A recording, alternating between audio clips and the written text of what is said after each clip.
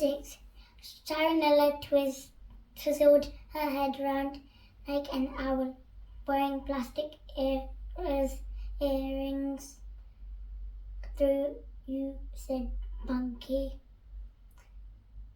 Was your sidekick Lossa? She sniggled. Don't sound like that to me, Owl, Shaz. Yeah, Barry, chuckled Bunky in his future boy voice.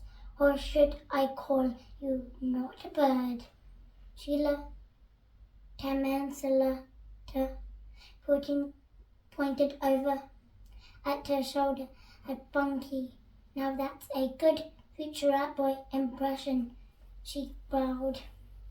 My nose drooped, tilting my head down with it, and I peered at Sheila's alien feet. Nancy's right about that costume of yours, I said.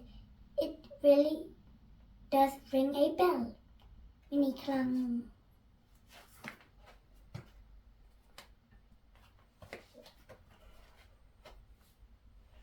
Oh yeah, said Sheila, carrying on walking.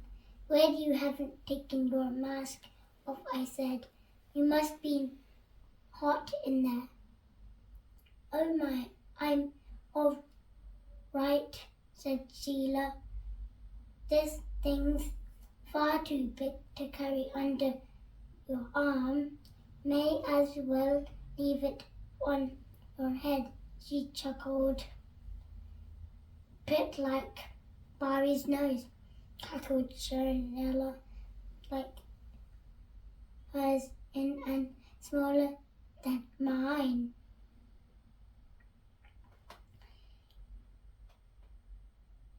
We walked through a door at the end of the passageways and out into another TV set. That's right, I said.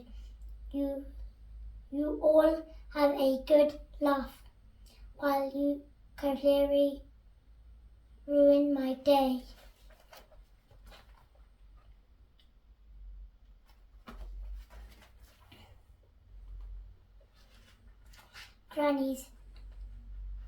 Grannies everywhere.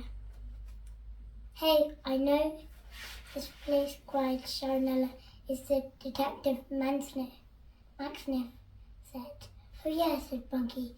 This is my mom's favourite show. Mine too, I said. Looking around, Sharonella was right.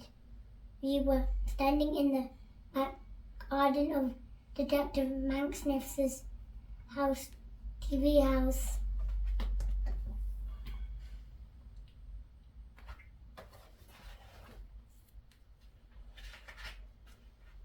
Detective Maxniff, in case you didn't know, is a show about a detective called Detective Maxniff, who solves a different crime every week, always chewing on a straw.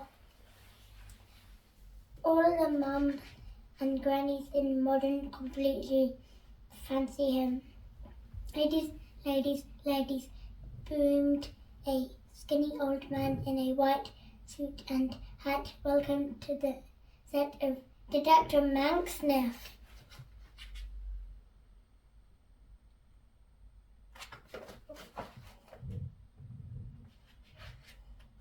I twizzled my head and spotted a gaggle of curly white-haired grannies, all wearing funky light blue polyester jackets. From a distance, they looked like fluffy clouds moving slowly across the sky. My gran would you love his, said Sharonella, and I removed my brain to the time I went round her house and found that she lived with her granny. Rewind, record, stop, play, pause, fast forward.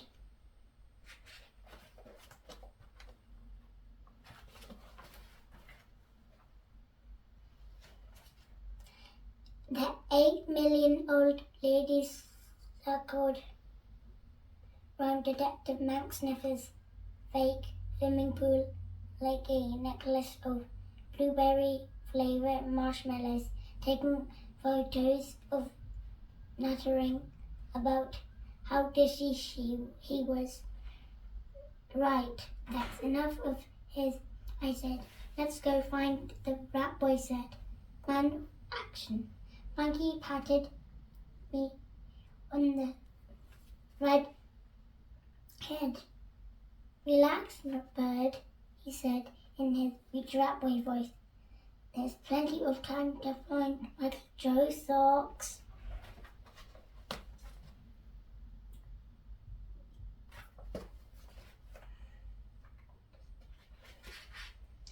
Besides, said Shazza, patting her tummy and pointing over at a table full of tiny little triangle-shaped sandwiches.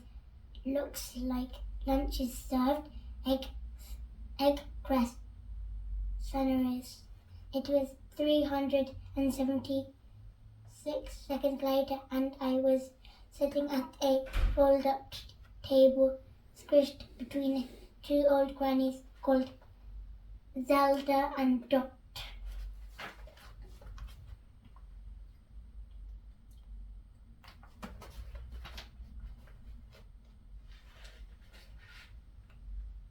Do you think he'll mind us budging in this like this?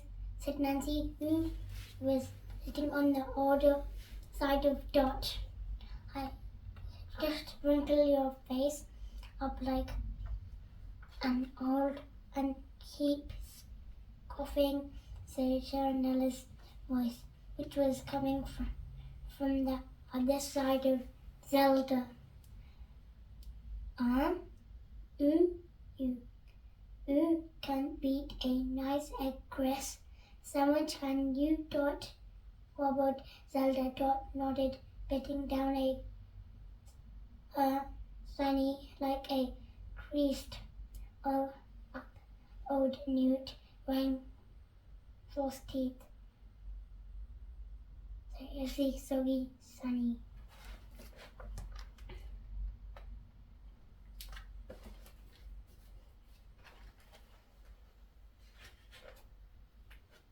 I peeled my tiny triangle of bread open and peered inside. Why do they even bother making this stuff? Said, pointing at the tiny leaves of grass. All it's ever used for is egg sandwiches. And who in the careless eats them? Me if I was a doll. You by looks of it, said Sheila Temestilla, who was sitting opposite me, still inside her alien costume. She slotted an eggy triangle into the hole underneath her yellow rubber nose, and a jumping sound echoed around inside.